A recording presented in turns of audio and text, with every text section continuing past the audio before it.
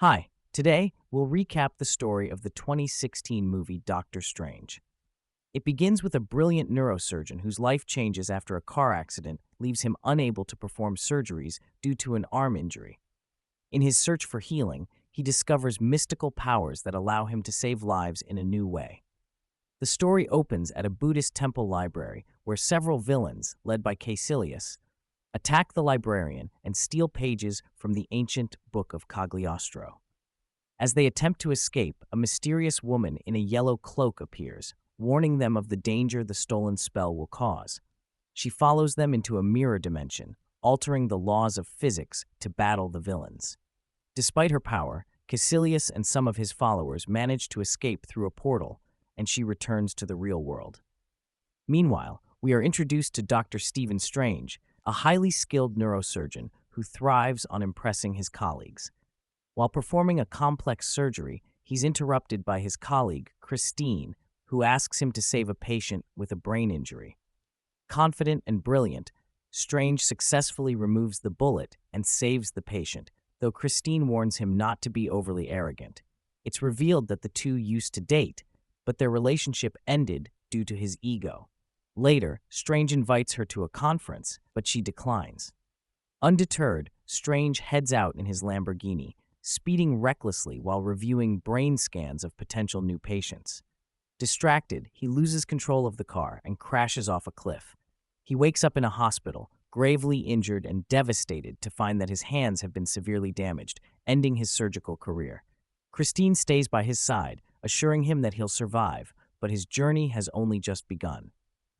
Stephen's hands are severely damaged, with torn ligaments, vessels, and nerves, making it impossible for him to continue as a neurosurgeon.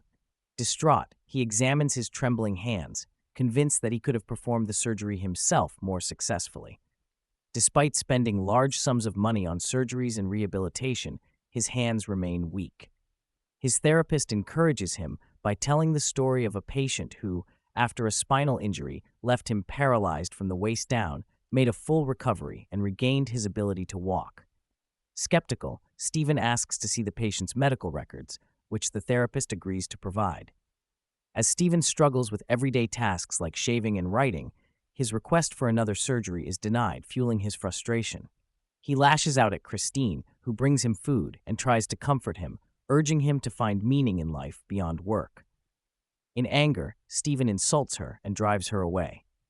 Shortly after, he receives the medical records of the patient Jonathan, who miraculously recovered from paralysis. Eager to learn more, Stephen tracks him down and finds him playing basketball. Amazed, Stephen begs Jonathan to reveal the secret to his recovery. After some hesitation, Jonathan explains that after traditional rehabilitation failed, he turned to spiritual practices, found a teacher, and freed his spirit, allowing his body to heal itself. He could have pursued further enlightenment, but chose to return to his normal life. The place where Jonathan learned this was called Kamartaj. Intrigued, Stephen travels to Nepal in search of Kamartaj. With little information to go on, he wanders the streets of Kathmandu, asking locals for help. Suddenly, a mysterious man in a cloak begins following him. As Stephen continues his search, he's attacked by street thugs, but is saved by the cloaked man, who easily defeats the attackers. The man's name is Karl Mordo, and he offers to take Stephen to Kamartaj, advising him to leave his preconceived notions behind. At Kamartaj, Stephen is welcomed with tea and soon meets the Ancient One, the same woman who fought Caecilius earlier. She reveals that she knows all about Stephen and tells him that his body can be made to heal itself. Stephen tries to rationalize her methods through medical science, but can't find any logic. The Ancient One shows him diagrams of chakras, acupuncture, and MRI scans, explaining that while these approaches have merit, they are incomplete. Her method is rooted in the power of belief. Stephen mocks her ideas, refusing to take them seriously, until the Ancient One strikes him in the chest, sending his astral body out of his physical form. Still doubtful, Stephen suspects he's been drugged, but the Ancient One doesn't relent. With a touch to his forehead, she opens his inner eye, and Stephen is once again propelled into the astral plane, where he witnesses entire worlds being created and destroyed. The Ancient One explains that the unity of mind and matter shapes the universe, and that thoughts have the power to shape reality. Stephen witnesses something extraordinary as he looks at his hand, which transforms with countless tiny brush-like projections. He also sees vast regions of the universe controlled by dark forces, older than time itself. After experiencing these visions, he returns to his body, now full of belief and eager to be taught the mystical arts. However, the Ancient One casts him out of Camartage, closing the doors on him. For 5 long hours, Stephen pleads to be let back in. The Ancient One hesitates, feeling that Stephen's pride, stubbornness, and arrogance remind her too much of Caecilius, a former apprentice who turned to darkness. But Mordo persuades her, arguing that with Caecilius using a spell from the Book of Cagliostro, he poses a great threat, and Camartage needs people like Strange. Eventually, Stephen is allowed back and accepted as a student. That night, Stephen looks fondly at his cherished watch, a gift from Christine, whom he loves but is unable to express his feelings due to his arrogance. The next day, the Ancient One begins teaching him to channel energy from other dimensions of the multiverse to create fiery weapons for both defense and offense. Stephen gains confidence and becomes a regular at the library, diving deep into books on magic and metaphysics. While there, he comes across the Book of Cagliostro. The librarian, Wong, doesn't stop him from reading it, but doubts Stephen will understand much. As Stephen browses the book, he notices that several pages are missing. The spells within the book deal with controlling time, precisely what Caecilius, now casting a spell from the stolen pages, aims to achieve. As Caecilius and his followers, the Zealots, use the magic, their appearances become more demonic as they summon a dark god from another dimension, beginning to reshape the world. Meanwhile, back at Camartage, Stephen continues honing his magical skills, particularly the ability to use a sling ring to create portals for traveling across the multiverse.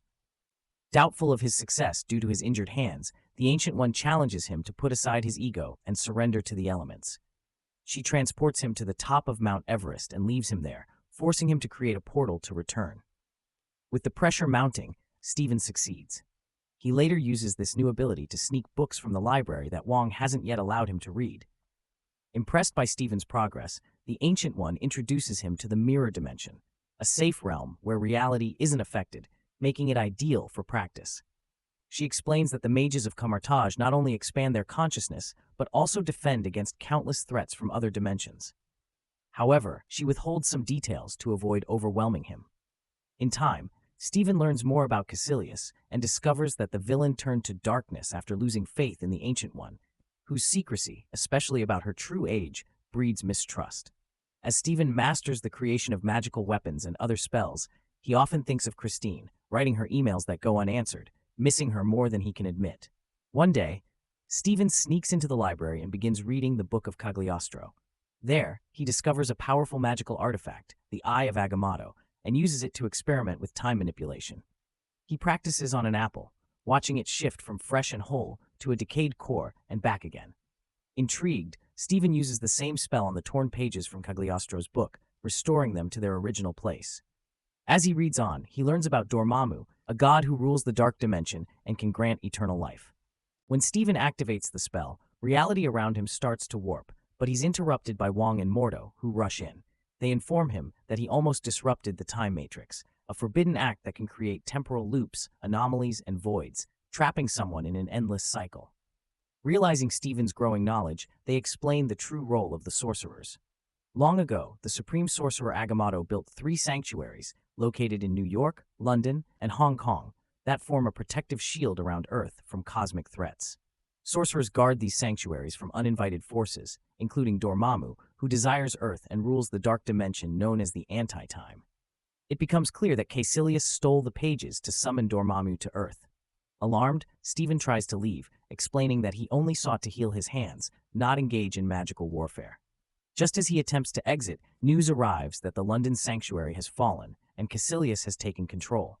A sudden shock transports Stephen through a magical gateway into the New York sanctuary, where he finds himself alone. Inside the sanctuary, Stephen is confronted by Caecilius and his zealots, who have already arrived.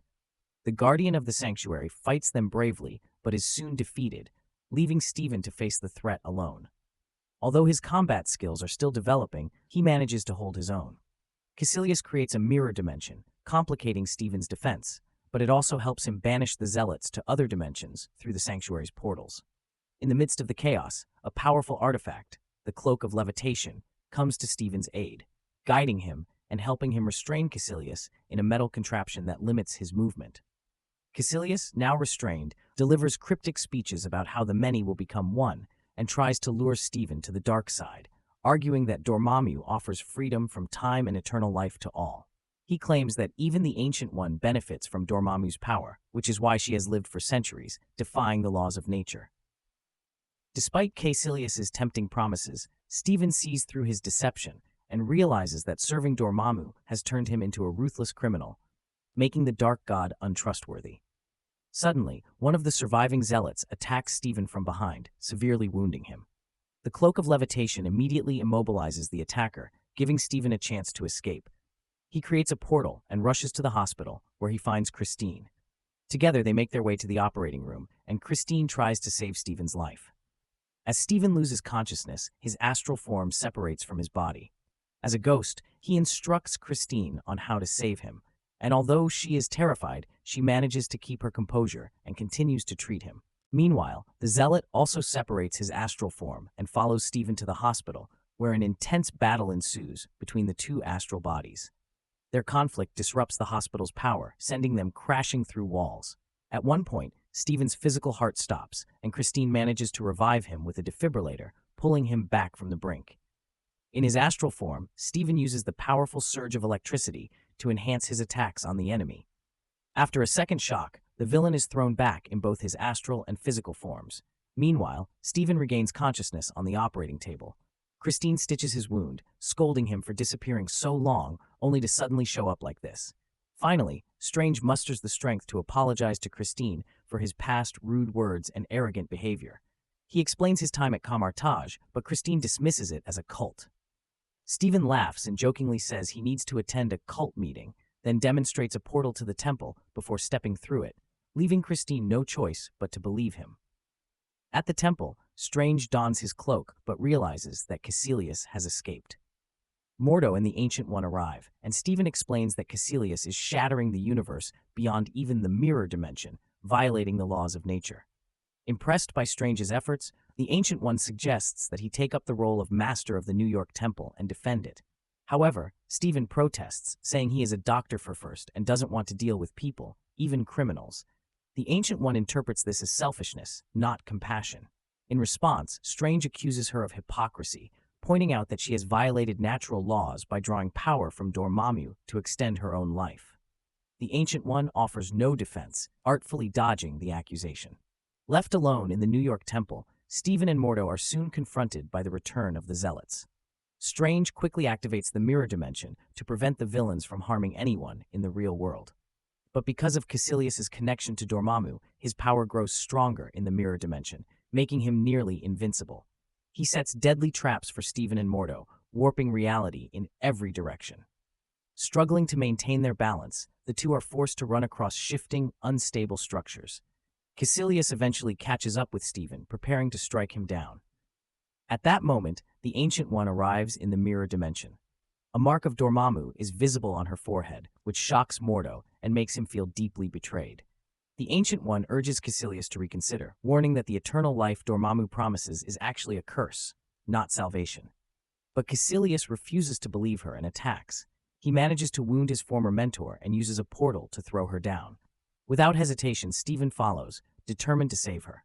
Believing she can still be rescued, he brings the Ancient One to the hospital to see Christine.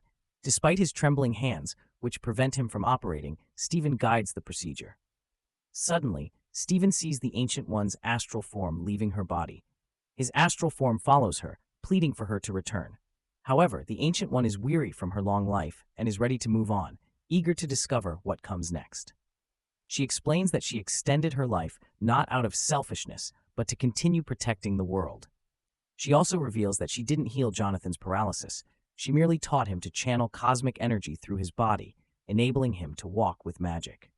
Before departing, the Ancient One urges Stephen to carry on her work and partner with Mordo, as they complement each other perfectly.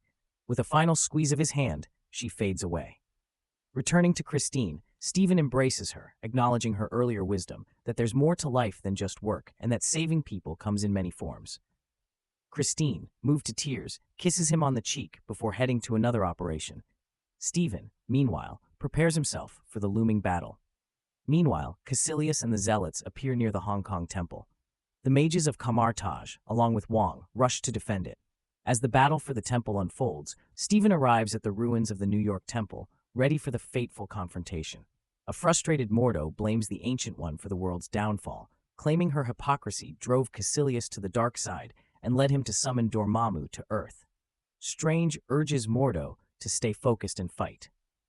When they arrive at the Hong Kong Temple, they find it already destroyed, with Dormammu's dark dimension seeping into Earth. While Mordo believes it's the end, Strange refuses to give up. He activates the Eye of Agamotto, reversing events and rebuilding the temple brick by brick, even bringing people back to life. However, the spell doesn't affect the Zealots, as their connection to the dark dimension makes them immune to time's effects. Wong and the others return to life and prepare to defend the temple once more. Though Strange and his allies manage to momentarily disarm the Zealots, they know another attack is imminent once the temple is fully restored. But just then, Strange loses control of time, and everything comes to a complete halt. The dark dimension closes in, seemingly victorious. Suddenly, Strange realizes that bringing the Eye of Agamotto into the dark dimension could create a time anomaly. He confronts Dormammu, creating a time loop where he endlessly returns to negotiate with the Dark Lord. At first, Dormammu is confused, repeatedly killing Strange, only for the loop to restart. After several cycles, Dormammu realizes what's happening. Strange explains that the loop will continue forever, keeping Dormammu trapped unless he agrees to negotiate. Strange isn't trying to win. His sole goal is to contain Dormammu and prevent him from consuming Earth. Frustrated, Dormammu finally agrees, taking the Zealots with him and leaving Earth alone. Back at the Hong Kong Temple, Strange watches as Caecilius and the Zealots transform and are pulled into the dark dimension, ending the threat to humanity. Using the Eye of Agamotto, Strange restores the temple. However, Mordo is dissatisfied with the outcome, convinced that breaking the laws of nature will have dire consequences. Losing trust in the world, Mordo decides to walk his own path. Strange returns the Eye of Agamotto to its place, deciding not to meddle with time any further. Wong praises his decision and warns him that news of the Ancient One's passing will soon spread across the multiverse, and Kamartaj must prepare for future threats. In the meantime, Strange focuses on rebuilding and protecting the New York Temple. Determined, he puts on his favorite watch, a gift from Christine. Later, Strange begins tracking down beings from other worlds who might pose a danger to Earth. He meets Thor at his temple, offering him a beer and asking about his half-brother Loki. Thor explains that they're in New York searching for their father. Strange offers to help them find Odin, allowing them to return home without delay. Meanwhile, Mordo visits Jonathan, accusing him of stealing magic and defying nature. Mordo believes magic must be earned, and Jonathan doesn't deserve it. Enraged, Mordo strips Jonathan of his magical abilities and his capacity to walk, leaving him paralyzed. Mordo, convinced there are too many sorcerers in the world, vows to set things right. So, what did you think of this movie? Leave your thoughts in the comments below. If you enjoyed this recap, don't forget to like and subscribe for more. See you next time.